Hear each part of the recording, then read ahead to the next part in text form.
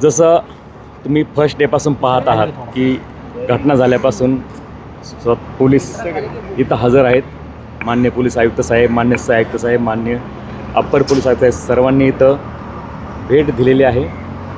First डेपासून दिवसाला एक DCP रँकचा officer आणि एक ACP रँकचा ऑफिसर आणि किमान 4 PI आणि बाकी आपले 50पेक्षा जास्त अंमलदार इथं समन्वयाचं काम करतात. नाईटलासुद्धा एक DCP रँक ऑफिसर आहे, एक ACP रँक ऑफिसर आणि बाकी सेम आपलं अधिकारी अंमलदार या समन्वयासाठी काम करत आहेत.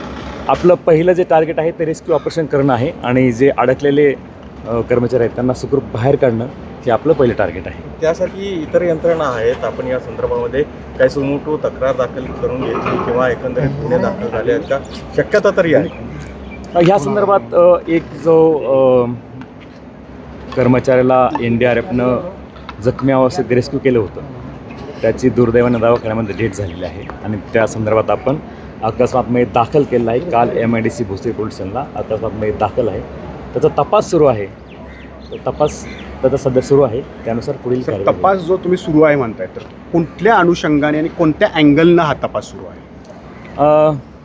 अकस्मात मयताचा जो तपास आपण करतो काहीच तपास त्याचप्रमाणे ही घटना कशी घडली, त्याचा मृत्यू कसा झाला, PM नोट्स प्राप्त करून आपण त्यानुसार ज्या फॅक्ट्स आपल्यासमोर येईल त्याचा आपण तपास करावा. आता पोलीस आयुक्तांनी जी ठेकेदार किंवा इतरांची चौकशी होणार आहे का, त्या संदर्भातल्या पावलं उचलले जात आहेत?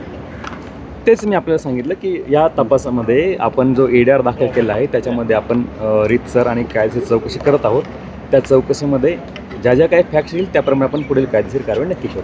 आज पोलीस आयुक्तांनी जी व्हिजिट दिली तर त्याच अनुषंगाने, तपासाच्या अनुषंगानेच हे सगळे पावलं उचलली जातात. माननीय पोलीस आयुक्त सरांनी आज व्हिजिट दिलेली आहे. जसं मी आपल्याला यापूर्वी बोललो की आपला पहिला उद्देश जो आहे तो या कामगारांचा जीव वाचवणं आहे आणि त्यासाठी समन्वयासाठी किंवा मार्गदर्शन करण्यासाठी सर आलेले होते आणि सरांनी एकंदरीत आढावा घेतलेला आहे. आपण पहिला उद्देश तोच आहे की ही मोहीम जी आहे ती ताबडतोब पूर्ण करून आणि सायंटिफिकली ही तपासाचा पण भाग हा असू शकतो. आपण जे कामगार अडकलेले आहेत त्यांना आरोप आहे खूप संत गतीने ही सगळी यंत्रणा कार्यरत आहे. तुम्ही म्हणता इकडे आहात, आत्ता जी माहिती दिली त्यानुसार 12च पोकलेन आहेत आता आयुक्त म्हणतात, पण घटनास्थळी वेगळीच चित्र दिसतंय. मला वाटतं की या सगळ्या प्रकरणामध्ये खूप संवेदनशीलपणे आणि खूप गतीनं काम चाललंय. ॲज अ पोलीस प्रशासन आपण समन्वयाचं काम करतोय. आमचा उद्देश हाच आहे की लवकरात लवकर मोहीम संपली पाहिजे जेणेकरून नातेवाईकांच्या भावना आपण समजू शकतो आणि जसं मी पहिल्यापासून बोलतो की कामगारांचा जीव वाचणं महत्त्वाचं आहे. सफिशियंट मशिनरी आपण रिक्वेस्ट केली होती, त्याप्रमाणे मशिनरी सफिशियंट आलेल्या आहेत आणि काम चालू युद्धपातळीवर आपण पाहताच देखील.